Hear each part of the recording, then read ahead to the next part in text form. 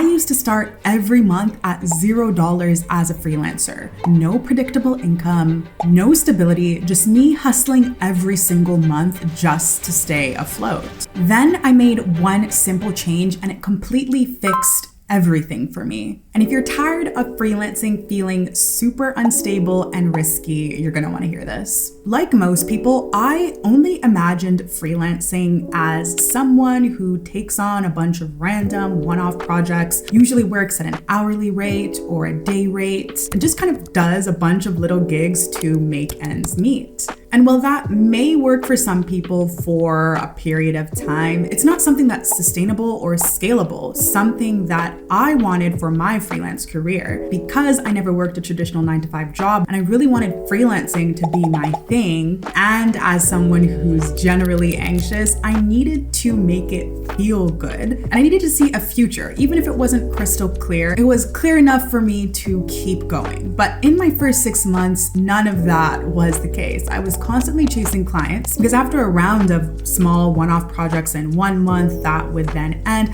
I would have to chase around finding new clients. And on top of that, I was trying to complete that creative work and I wouldn't be able to put my all into it because I was thinking in the back of my head about what next month was going to say. I also didn't have that predictability in terms of what I would make the next month. So financially planning and that sort of thing was a little bit frustrating and nerve-wracking as well. Because I had this underlying anxious nature, I started to spend more time pitching, trying to post content, trying to get clients, then investing my time into doing high quality work for my clients. Now, not to say that that work wasn't good, but it wasn't to the best of my ability. And now, as someone who's been freelancing full-time for 4 years, I've learned just how valuable doing high quality work for the clients you already have is. In 2024, a majority of my new clients came purely from referrals. I haven't had to do much outreach because they're so happy with the work, because clients' friends would see the work I was doing and ask, who did this for you? I need her or I need them on my team. And I've also had clients extend our work together longer than they initially anticipated or increase my amount of deliverables and therefore my retainer because they were so happy with the work that I was doing. But anyways, none of this was possible for me in that period of time because I was in survival mode. I didn't have the energy or creative capacity to do the type of work that I wanted to do and feel that security that I so greatly desired. So I made this shift and everything changed. So the first thing I did was changed my ICP, my ideal client persona. Now, at the time, I didn't have a fancy term for it like that, but I realized that there were specific clients who would inquire about potentially doing retainers. They never really went through, but I could see that they had freelancers working on their team and they could potentially have me doing a similar task. But at the time, I was so focused on just stacking up all the clients I could so I could make money that month that I was pretty much accepting projects from anyone who would pay my invoice and had a pulse, which is not something that you want to do. So instead, I decided that I would seek out people who wanted ongoing work and I would only accept work from those clients. So that created a specific ICP, a specific ideal client persona. Likely this person wasn't in the beginning stages of their business journey. They weren't looking for someone to write website copy and go about their day. They maybe just hit 6 figures and are scaling super fast and needs more hands on deck. This also meant for me that they were likely an early stage founder who wanted a lean team. They didn't really care where they were. They just wanted someone who could execute and do the work. And they were likely a knowledgeable founder, someone who understood the value of the work and services that I was going to do for them, knew how to do it mostly, or had a good idea, but needed someone with a little bit more expertise and some hustle in them. So that narrowed down the types of people that I would say yes to work with, or that I would reach out to myself. Then I created a retainer offer. Prior to this, I was pretty much working at an hourly rate, or I would kind of create packages, but they were still based off an hourly rate. So I would look at different people who had retainer offers and come up with packages that not only matched the amount of work I was doing and the time it would take, but the value that the work I was doing was bringing to the company. If my small emails could make them tens of thousands or even hundreds of thousands of dollars, then there's a little bit more room in there for me to ask for and add on to my retainer. Instead of wasn't just, oh, this takes me an hour, so I'm just gonna charge an hourly rate. And you can see how this goes back to step one in terms of the client really valuing the type of work that I have to offer. If the client didn't understand or know the value in this ongoing work, then for step two, it would be more difficult for them to pay a bigger fee. Although I wasn't charging anything crazy, anywhere $2,000 plus for a startup that is relying on this type of services that you probably want to offer or already offer,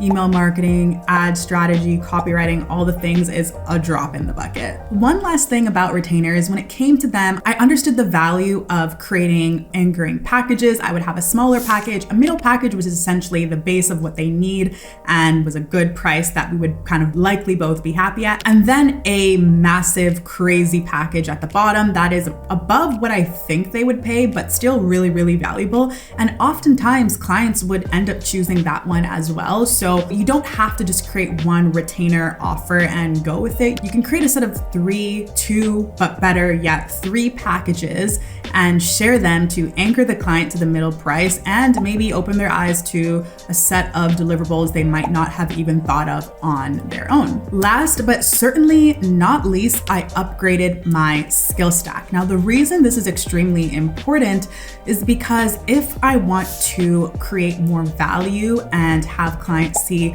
more ROI from the work that they're paying me, then I need to ensure that I'm good at what I do and that I have more hands in the pie, if that makes sense. Oftentimes for a lot of my clients, I wasn't just doing email marketing, I was doing overall marketing consulting strategy or creating ad concepts, and all of these things were directly affecting their KPIs and metrics, which meant that the gap between what they were paying me and what they were making and where I stood in all of that was very, very clear. Where you don't want to be is doing work that isn't really clear to the client how you're affecting their business. Now, this information is for people who are looking to make freelancing feel stable and make more money. There is a balance between freelancing just because you're passionate about something and you don't care about money versus someone who's doing this to, do things that are interesting and fun, but also make good money from it. If you're unwilling to compromise and maybe do some work that it's not the most fun thing in the world, but it gets the bills paid and it ensures that clients see that ROI, then it's going to be much more difficult for you, or the process to getting there will be longer. You will have to attain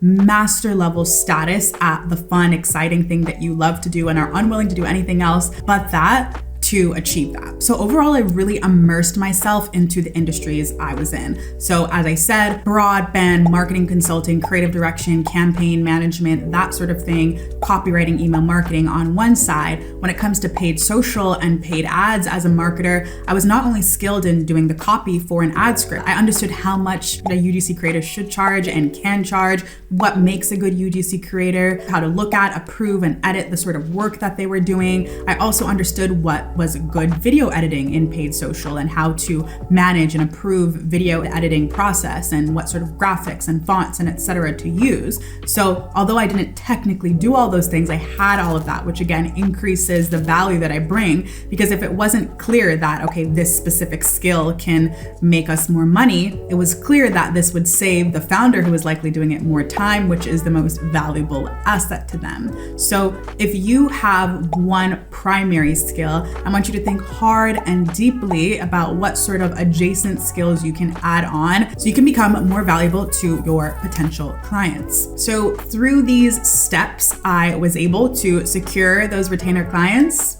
And this gave me more time, so I was focused less on pitching, although I was still building up my personal brand as like a security blanket for if I ever did lose a client, but I was able to invest my attention into doing good work for my clients, which has paid off in dividends, as I mentioned earlier. I also had predictable income, so I was able to budget, save, and invest in a way that felt safe and exciting and really no different from a traditional 9-to-5 job, which most people think they lose that security once they're freelancing. And I also built stronger relationships with my clients. I've been working with them for longer periods of time. They've seen their investment pay off, and I've also watched their business grow. So not that this is something you should be thinking about in the beginning stages, but it's much more difficult to let go of a freelancer who you don't really have any connection to. And a lot of times clients will just keep you on purely for the sake of their belief in you and the work that you have done for them. And of course, retainers also gave me better case studies. And then these case studies, again, are now my security blanket along with my personal brand. It makes it much, much easier if you were to ever lose a client or need to leave a client, that you could secure a new one quickly because of the reputation and results that you've built over that time investing into that brand. Also, it shows loyalty when you move on to new clients. It's good to know that you were with them until the very end or until when they needed you, and that clients kept you on for so long because it shows that you're committed and you're likely good at what you do. At the end of the day, we're freelancing because we like the autonomy of freelancing. And from my experience, working on retainer gives you both. It's very rare these days that I will ever accept working at a day rate or hourly rate. Only in very rare situations does that make sense. And especially if you're looking to create a long-term stable freelance career, retainers are your best bet. So if you're tired of starting every month at zero, throw away the hourly rate and start selling that ongoing value to clients that need that ongoing value. Remember that and go get paid.